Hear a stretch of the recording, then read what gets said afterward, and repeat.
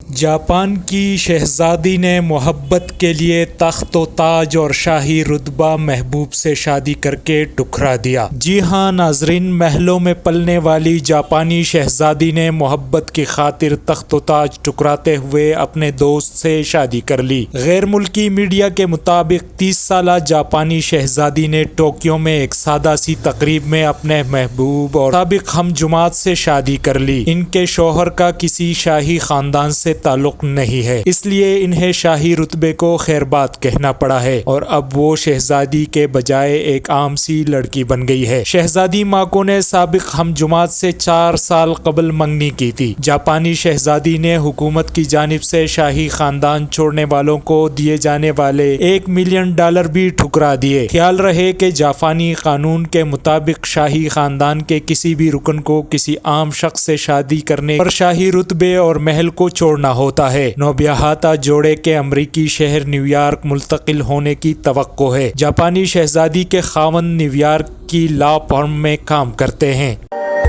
ہماری ویڈیوز کو لائک کریں، شیئر کریں اور یوٹیوب پر سبسکرائب کر کے بیل آئیکن کو پریس کریں۔